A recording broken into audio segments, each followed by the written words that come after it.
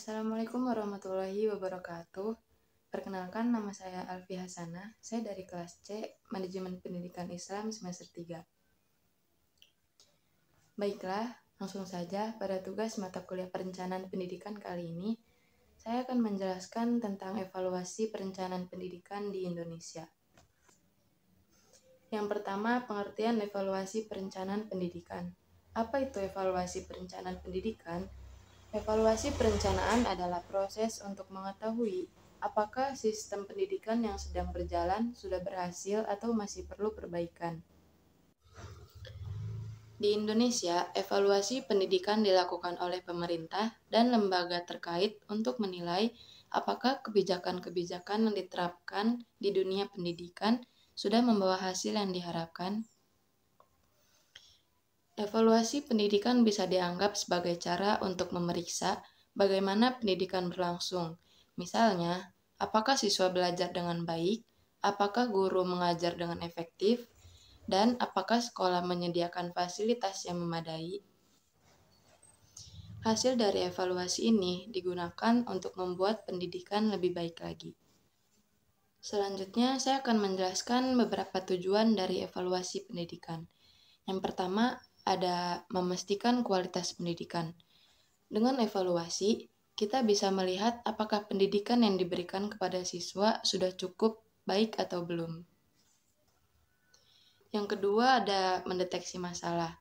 Evaluasi membantu menemukan masalah-masalah yang ada di sekolah atau dalam proses belajar mengajar. Misalnya, kurangnya guru berkualitas atau fasilitas sekolah yang kurang memadai. Yang ketiga, ada meningkatkan kebijakan pendidikan. Setelah masalah teridentifikasi, pemerintah atau pihak sekolah bisa membuat kebijakan-kebijakan baru untuk memperbaiki pendidikan. Selanjutnya, ada beberapa tantangan utama yang dihadapi dalam evaluasi perencanaan pendidikan yang ada di Indonesia. Antara lain, yang pertama, kurangnya data yang memadai. Data pendidikan yang dibutuhkan untuk evaluasi seringkali tidak lengkap atau tidak konsisten. Yang kedua, ada minimnya keterlibatan stakeholder lokal. Pemerintah daerah dan komunitas sekolah seringkali tidak terlihat secara aktif dalam evaluasi kebijakan. Yang ketiga, perubahan kebijakan yang tidak konsisten. Kebijakan pendidikan seringkali berubah seiring dengan perubahan pemerintahan yang membuat evaluasi jangka panjang sulit dilakukan. Untuk mengatasi tantangan ini, saya akan menjelaskan beberapa solusi yang dapat meningkatkan evaluasi pendidikan di Indonesia. Di antaranya, yang pertama, peningkatan kapasitas dalam pengumpulan data pendidikan, sehingga data yang digunakan untuk evaluasi lebih akurat dan dapat diandalkan. Yang kedua, peningkatan pelatihan untuk para guru dan pejabat di tingkat daerah mengenai metode evaluasi yang efektif. Yang ketiga, pembentukan tim evaluasi di setiap tingkatan pemerintahan, mulai dari tingkat kabupaten hingga nasional, untuk memastikan evaluasi berjalan secara sistematis. Baiklah, selanjutnya saya akan menjelaskan mengapa evaluasi perencanaan pendidikan sangat penting di Indonesia. Dalam konteks pembangunan nasional, pendidikan memegang peranan strategis untuk meningkatkan kualitas sumber daya manusia. Namun, dalam implementasinya, ada berbagai tantangan yang menghambat pencapaian tujuan perencanaan pendidikan tersebut, seperti keterbatasan sumber daya, masalah distribusi anggaran, dan perbedaan mutu pendidikan antar wilayah. Oleh karena itu, evaluasi perencanaan pendidikan bertujuan untuk melihat efektivitas kebijakan yang ada, mengidentifikasi kendala, dan merumuskan solusi untuk memperbaiki perencanaan yang lebih baik di masa depan. Perencanaan pendidikan melibatkan serangkaian proses untuk menetapkan tujuan, kebijakan, dan program pendidikan yang akan dijalankan dalam jangka panjang. Ini meliputi alokasi anggaran, pengembangan kurikulum, dan pemenuhan kebutuhan infrastruktur. Evaluasi pendidikan di sisi lain merupakan proses untuk menilai sejauh mana perencanaan tersebut berhasil diimplementasikan. Evaluasi digunakan untuk mengukur efektivitas kebijakan mendeteksi hambatan, serta menawarkan strategi perbaikan. Dalam penjelasan ini, evaluasi pendidikan di Indonesia disorot, terutama dalam kaitannya dengan upaya pemerataan pendidikan dan kualitas guru di daerah terpencil. Beberapa tantangan yang diidentifikasi adalah kesenjangan antara daerah perkotaan dan pedesaan, keterbatasan jumlah guru berkualitas, serta ketidakmerataan distribusi anggaran pendidikan. Proses evaluasi belum sepenuhnya melibatkan semua pemangku kepentingan. Partisipasi dari pemerintah daerah, sekolah, dan masyarakat dalam evaluasi masih sangat terbatas. Ini berpotensi menghambat efektivitas implementasi kebijakan pendidikan di lapangan. Di Indonesia, evaluasi pendidikan dilakukan oleh berbagai pihak, seperti pemerintah melalui Kementerian Pendidikan dan Kebudayaan, sekolah, guru, hingga lembaga independen. Evaluasi juga melibatkan berbagai aspek pendidikan, mulai dari kurikulum, metode pengajaran, fasilitas, sampai program-program seperti Program Indonesia Pintar atau Wajib Belajar 12 tahun. Selanjutnya, saya akan menjelaskan jenis-jenis evaluasi pendidikan di Indonesia yang biasa dilakukan. Yang pertama, evaluasi kurikulum. Ini menilai apakah kurikulum yang digunakan sudah sesuai dengan kebutuhan siswa dan perkembangan zaman. Yang kedua, evaluasi pembelajaran. Ini mengukur seberapa baik guru mengajar dan seberapa baik siswa memahami pelajarannya. Yang ketiga, ada evaluasi infrastruktur pendidikan. Ini melihat apakah fasilitas di sekolah seperti gedung, perpustakaan, dan laboratorium sudah memadai untuk mendukung proses belajar. Yang keempat, ada evaluasi program pemerintah. Ini mengukur keberhasilan program-program pendidikan seperti Kartu Indonesia Pintar atau KIP atau Program Indonesia Pintar atau PIP. Evaluasi ini bertujuan untuk mengetahui seberapa baik kualitas pendidikan di sekolah-sekolah. Misalnya, apakah kurikulum yang diajarkan sudah sesuai dengan standar nasional, apakah siswa dapat memahami materi dengan baik, dan apakah proses pembelajaran sudah efektif. Dengan evaluasi, kita bisa mengetahui masalah apa saja yang terjadi, baik di dalam kelas maupun di luar kelas. Misalnya, apakah ada kekurangan guru, apakah fasilitas sekolah memadai, atau apakah ada masalah dalam distribusi anggaran pendidikan. Kebijakan yang telah diterapkan pemerintah seperti Kartu Indonesia Pintar, KIP, atau program beasiswa perlu dievaluasi untuk melihat seberapa efektif program tersebut dalam membantu siswa yang kurang mampu atau daerah-daerah terpencil.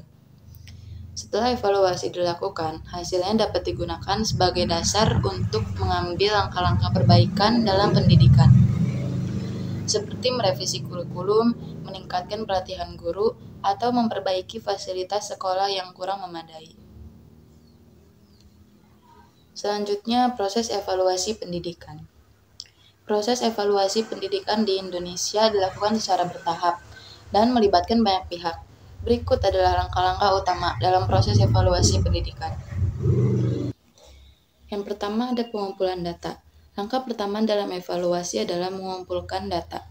Data yang diperlukan meliputi berbagai aspek, seperti hasil belajar siswa, kehadiran siswa dan guru, kondisi sekolah, fasilitas yang tersedia, serta anggaran yang dialokasikan untuk pendidikan. Data ini bisa dikumpulkan melalui ujian nasional, tes sekolah, wawancara, survei, dan observasi. Yang kedua, analisis data. Setelah data dikumpulkan, langkah berikutnya adalah menganalisis data tersebut untuk mencari tahu apakah ada masalah atau kekurangan dalam sistem pendidikan. Misalnya, analisis hasil belajar siswa bisa menunjukkan apakah ada kesenjangan antara sekolah-sekolah di kota besar dan sekolah di pedesaan. Yang ketiga, penyusunan laporan evaluasi. Hasil analisis kemudian disusun dalam bentuk laporan yang menggambarkan kondisi pendidikan secara keseluruhan. Laporan ini memuat kesimpulan tentang apa yang berjalan baik dan apa yang perlu diperbaiki. Yang keempat, tindak lanjut dari hasil evaluasi. Berdasarkan laporan tersebut, pemerintah atau pihak terkait lainnya mengambil langkah-langkah untuk memperbaiki sistem pendidikan. Misalnya, jika ditemukan bahwa di beberapa daerah terpencil kekurangan guru, maka pemerintah bisa mengirimkan lebih banyak guru atau meningkatkan pelatihan guru di daerah tersebut. Selanjutnya, contoh implementasi evaluasi pendidikan. Salah satu contoh implementasi evaluasi pendidikan di Indonesia adalah ujian nasional, yang merupakan salah satu alat evaluasi hasil belajar siswa.